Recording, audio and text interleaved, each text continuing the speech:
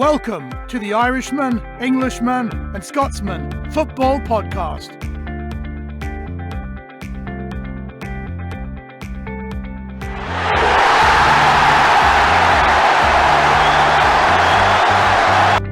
This is the Irishman, Englishman and Scotsman Football Podcast. Today we have a very special Peterborough United Q&A session. Joining me is a Posh legend and a man who scored over 100 goals for the club. It's Craig Mackail Smith. We also have the president of the Posh Independent Supporters Association, the man who's been to more away games than the Sky Sports camera. It's 80 Molds. We also have the Posh fan in Austria, football radio show host, Dan Miller. Lads, welcome to the show. Cheers. Thank you very much. Good afternoon. Okay, boys. Craig, the lads will have 4 questions, each for you, taking turns. 80, you want to start, mate? Yeah, I'll go first. Going back to all the great times, obviously, you had at London Road, but as good as they were, I'll ask you now, promotion, 96-minute penalty, or just job done in the normal season? I think it would be. I don't know if I would have penalty because I never took them. I wasn't penalty. It was Grant McCann, so I wouldn't have got the glory from taking the penalty. So anyway, I could have got on the score sheet. Would have pleased me. Being selfish. Yeah, I just checked it. Yeah, I was going to say Old Trafford. Would that be better than 96 pen? But in that answer, you just given me it because you would have scored. Yeah. Looking like a good forward.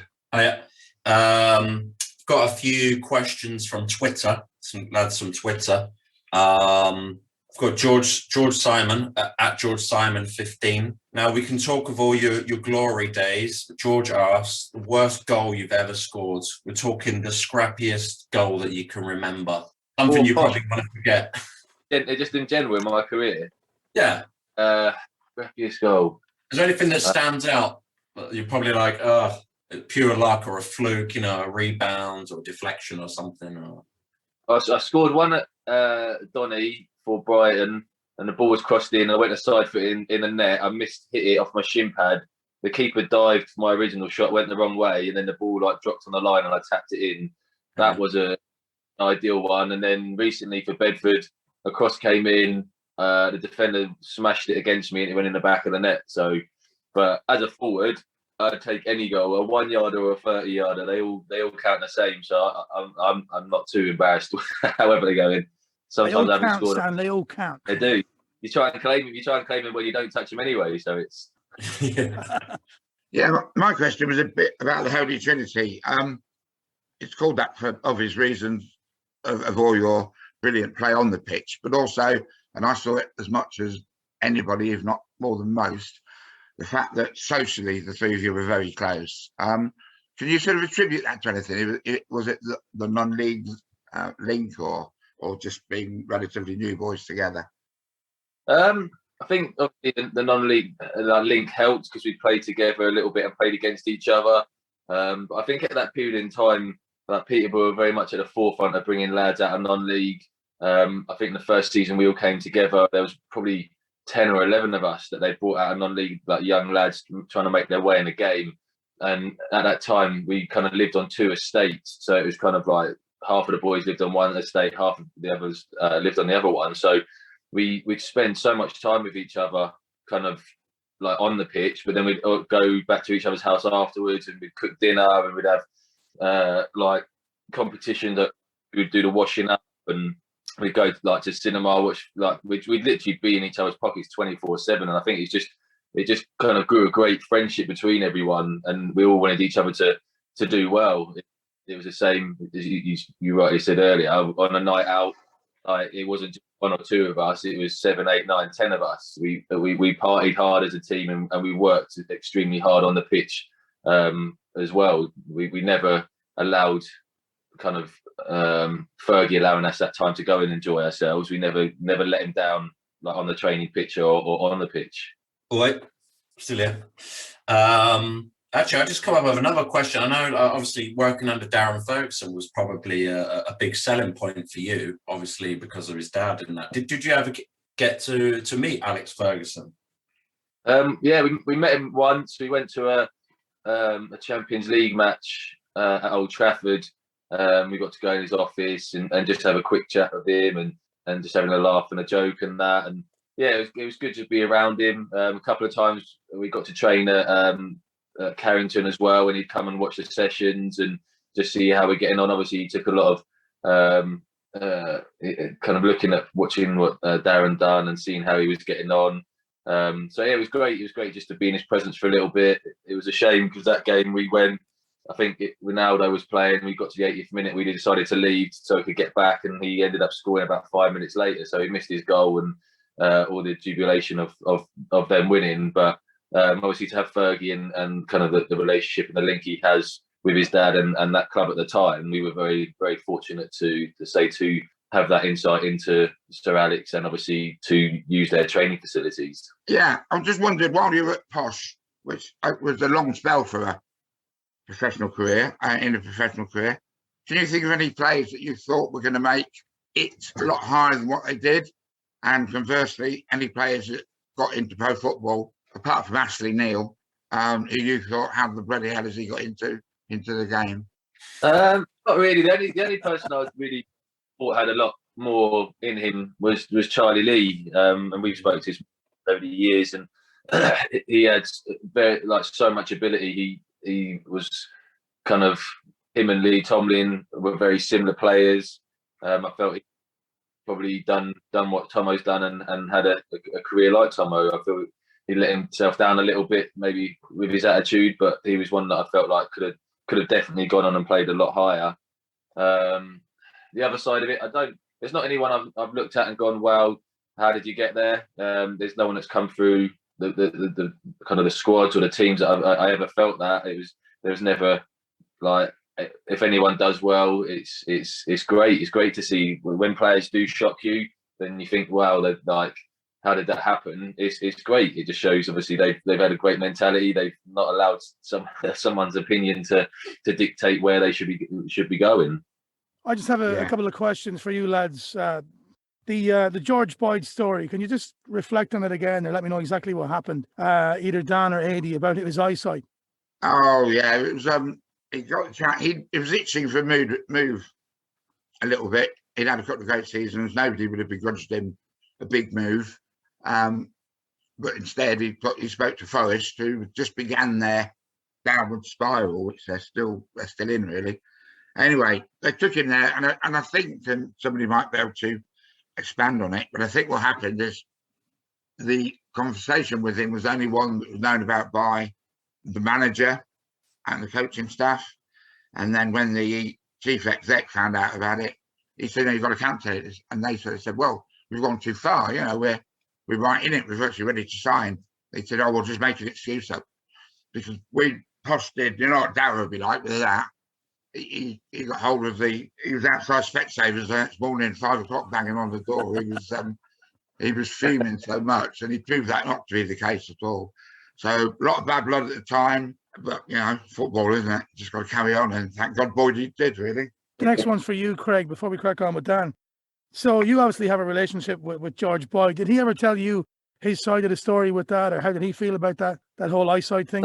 Not really. I think he was disappointed. Like, it's not something like you want someone to say about you. Like, it could have been detrimental a little bit if other clubs looked at that and thought, oh, okay, well, if he's got something up with his eyesight, then maybe he's someone to steer clear of. It can be detrimental. It's disappointing when obviously you think you're going to a big club and you're going to be playing, and they come out and say that. But Boyd is a very relaxed character, and he's determined, and he's not one to allow people to tell him what he can and can't do. And obviously he kind of eclipsed what they've done recently, Forest, and he went into the Premier League, and he had a great career in the Premier League with Burnley. So it shows that, again, the opinions of people don't really matter as long as you kind of believe in yourself. Actually, I just wanted to, this isn't actually really a question, but going back to one of Adi's previous questions there about a player that was, you know, you thought had the talent and should have gone further or could have gone further. But I was thinking about this the other week, actually, and it's a difficult question for you, Craig, because, you know, obviously a lot of these guys are probably still personal friends, ex-colleagues, and you don't really want to talk bad about them. But do you remember Sergio Torres? Did you play with him? Yeah, I played with Sergio. Yeah. So when he came from Wickham, and when he was at Wickham, he was like this whiz kid, on the wing, and everyone's like, who's this kid tearing up League Two? And then we signed him, and he never really took off for it. I know he was plagued with injuries, but he was one player for me that I thought he was going to absolutely fly up the leagues. I thought he was outstanding, but he never got the chance at Posh. Yeah.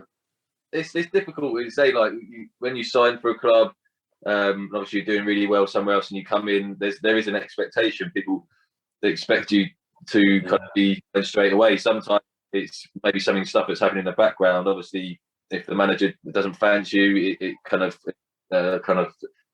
stifles and stops you from progressing. It is a very different thing. I say the fans' expectations are huge, and I think sometimes what fans have to understand is there's so much that actually goes on with players other than what you see on the football pitch. That like football life outside of football, which can ultimately sometimes dictate how well you play, can dictate kind of what mood you're in, what's going on, and then obviously then you've got to deal with the politics within football and how a manager sees you, whether it's like a chairman issue. There's more than just being on the pitch and performing, and it is a difficult thing for players, because we all want to live up to fans' expectations. We all want to do the best we possibly can for whatever club we go to, but ultimately sometimes it doesn't work out like that. Poor old Sergio, eh? Isn't he a rapper now, isn't he, or something, or a singer? Or... Is he Fernando Torres' brother or something? He's they're all related. All the Torres, they're all related. One big family. Oh, he was only popular when he first came because he looked like CMS. He had the same hair as CMS. We thought, well, hero worship can only go so far. But he's a poor man CMS, was he? Anybody would be. We'll go back to those 7 minutes at Old Trafford. Okay, 92 Wembley probably beats it for us oldies, because we never thought we'd ever get somewhere like that. Although Leeds Road in Huddersfield, when we beat them to get to Wembley the first time, was even better. But each decade of Posh seems to have 2 or 3 seasons of amazing moments, sometimes good, sometimes bad. When we went 3-up, was there a lot of banter with the Huddersfield players, or could you see they were totally deflated and it wasn't the done thing to do? Because it didn't stop Lee Tomlin doing it. I know that for a fact, because I was relatively close to where he was. And I think that probably made Fergie's mind up that he was going to come off. And for Welch to give you that fantastic pass for the free kick. But was there a lot of stuff going on? Because they seemed very, very cocky about it at the beginning. Yeah, not really. Obviously, Tomo's Tomo. Tomo loves winding everyone up. Like he's just the way he is, and like he was doing it like from the first minute of the game anyway. So us being 3-0 up made it even worse, like being bantered by Tomo. So he just goes that much.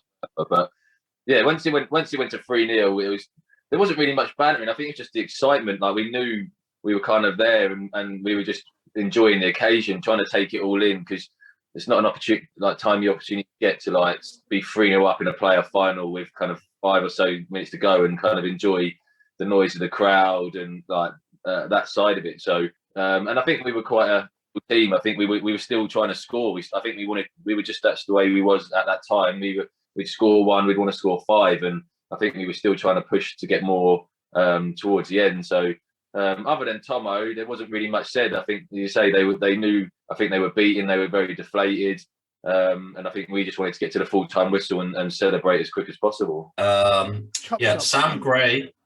Sam Gray asks at 511 Sammy on Twitter, do you approach pre-season any differently as a player after promotion, knowing the competition is greater than the previous one?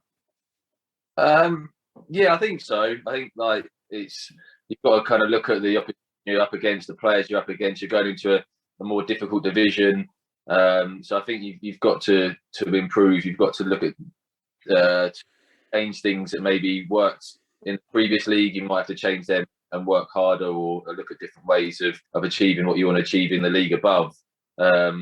Me personally, I'd always start my pre-season before I'd go back, so I'd do 2-3 weeks worth of work, kind of gym work and explosive work, like before I'd go back into pre-season, just trying to give myself the best opportunity to get through the pre-season without injury, and then hit the ground running when the season begins. And Fergie teams are fit teams, aren't they? Generally, with this season, they've been absolutely amazing. Saturday, Tuesday, Saturday, Tuesday. Other clubs have done it and lost players galore. We've hardly lost anybody for any long-term injury. And I know, like I say, Fergie always spends a lot of time on the fitness side of things. So I'm sure the same would go for this squad if they had to do it when you were doing it and vice versa.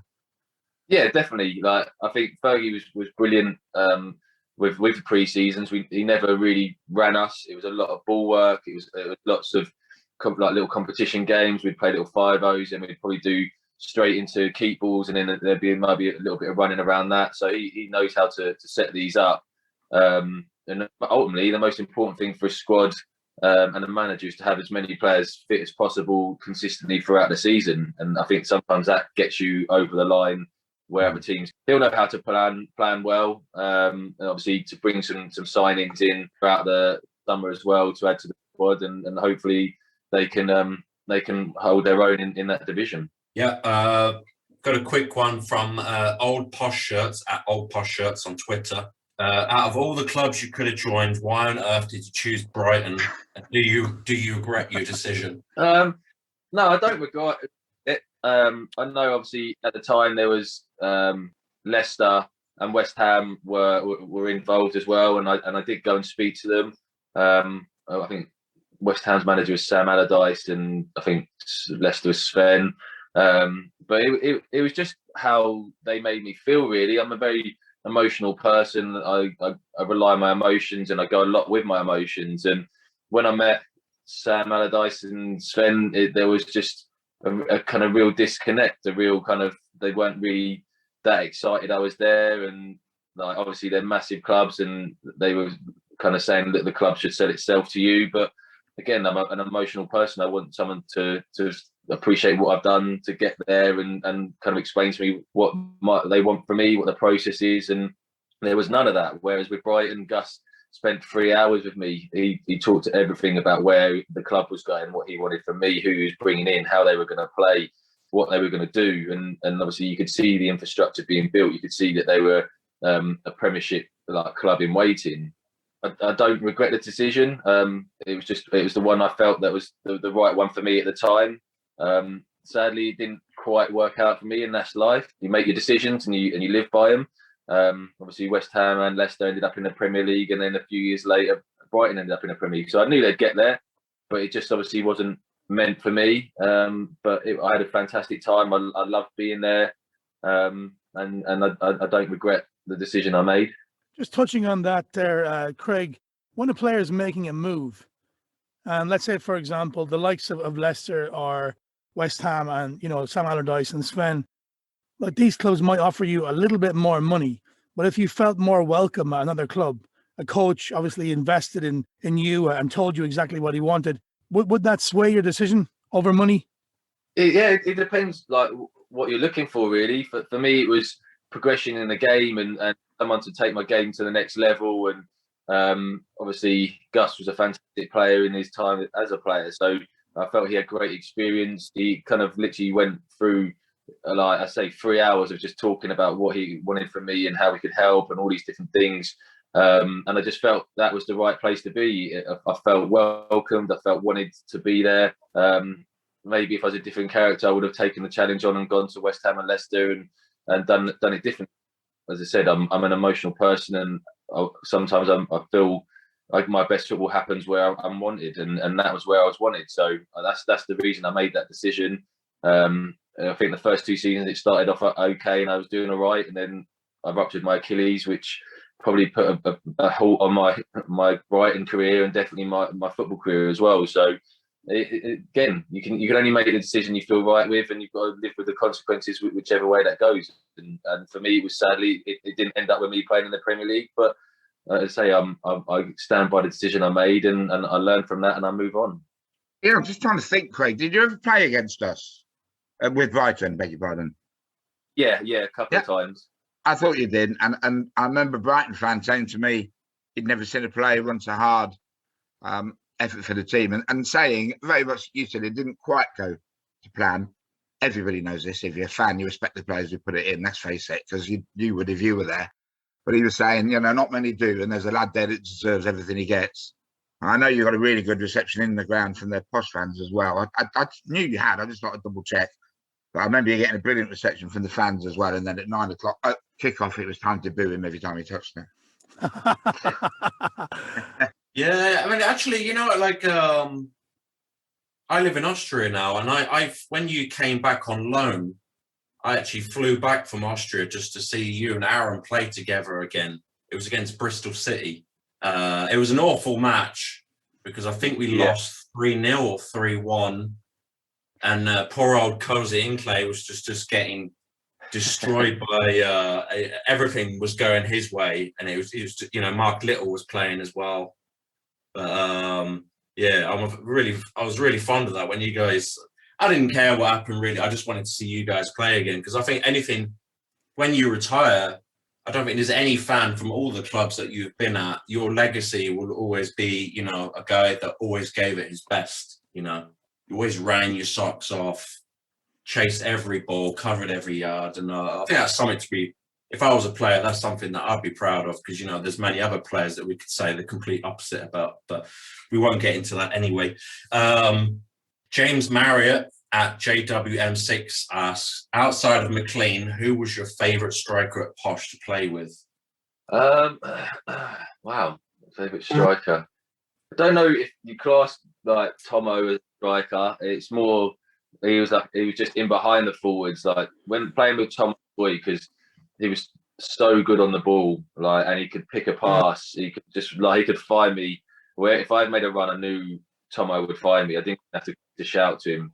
I just knew if he'd find the space, or he'd put the ball in the space where I needed to get it. So it's great when you had a great kind of understand Boydie and Aaron, but then obviously Tomo, he was a great person to be around, do things with the ball that not many could, and obviously he's gone on to do fantastically well. So probably the ones I enjoyed playing with outside of the other two. Right, Craig, you might not have the accent, but you're actually a Scottish international, right? And you made your debut against Brazil in a game where Neymar scored both goals. What was it like playing for Scotland, and how good was Neymar then? Because for me, I've seen Messi live, and he was, you know, young Messi was the best player I've seen since Wesley Hoolahan. So what was that like playing for Scotland? And, you know, how good was Neymar? Oh, it was amazing. And mate, like to pull that shirt on, like it just like gave me goosebumps to be on the pitch with, you say, Neymar, like these world class players. It was just phenomenal. Like leading up to the game, it's probably the most nervous I've ever been meeting my teammates. I think I had a game previous. It might have been Milton Keynes or someone like that. Then I had to go down and meet the squad in London. So, and obviously they were already there together. So I was kind of like turning up by myself.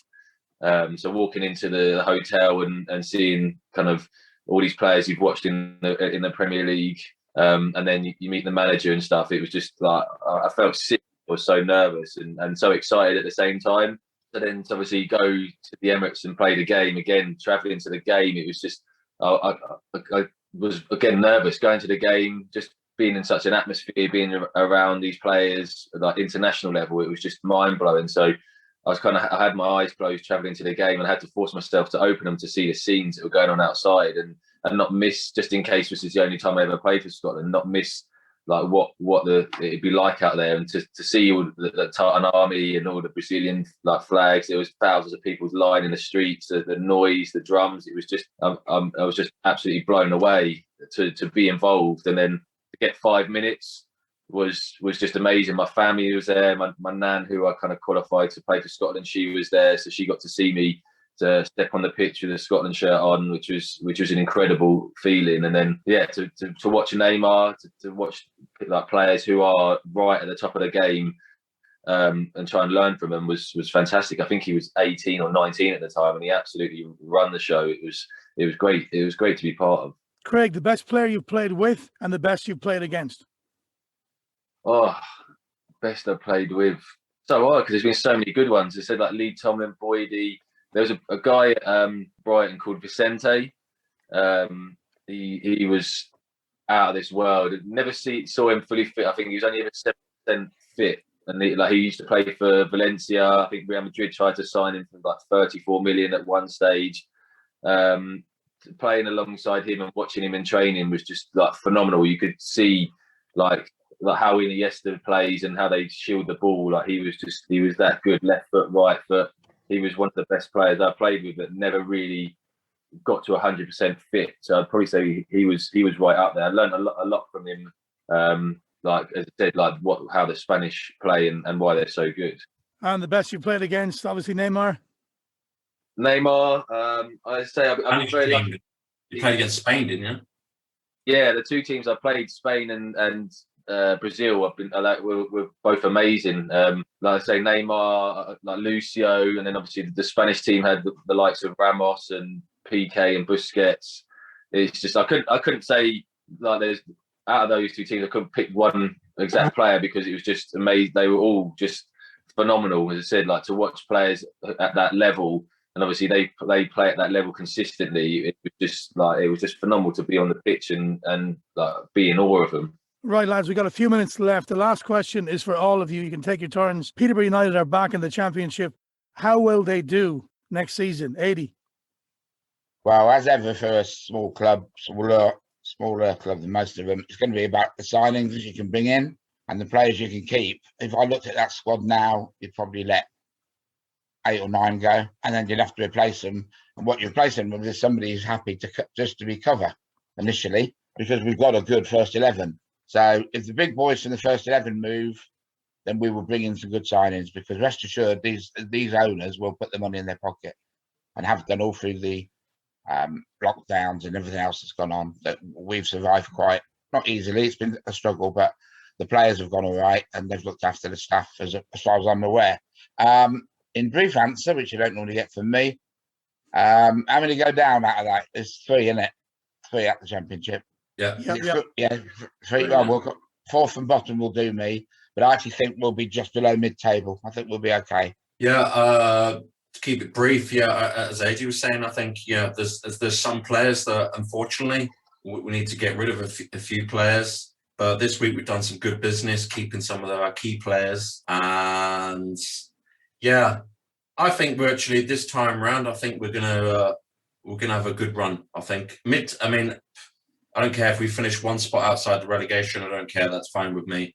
But mid-table would be definitely our target. Yeah, definitely. Craig? As Andy said, I think recruitment's massive. That division now is just a mini Premier League. Most of the teams have played in the Premier League. They've got massive, so they can kind of go and get who they want. I think for Peterborough now, they've got to be really clever with the players they bring in. Hopefully, they can sign some players with experience to help the squad. Just staying in the division, so one above relegation would be fantastic. And then obviously can build on that the following season. Having crowds back would be huge. I think like being at a couple of games, not Peterborough, but a few other games, having no crowds, it's just an empty, horrible feeling. And I think next season Peterborough are going to need every single person, every fan behind them, cheering them on, getting them through games. So I think that's going to be huge for the next season. But ultimately, if they stay in the division, that's the most important thing, and then they can look at building on that and kind of pushing themselves up the following season. Absolutely brilliant stuff there. Craig Mackail Smith, Posh legend, Dan Miller, 80 Moles. Guys, thank you very much. No problem. Cheers. Pleasure. Thank you for listening. If you'd like to hear more of our podcasts, please click on the red subscribe button on the bottom right-hand side. Thank you.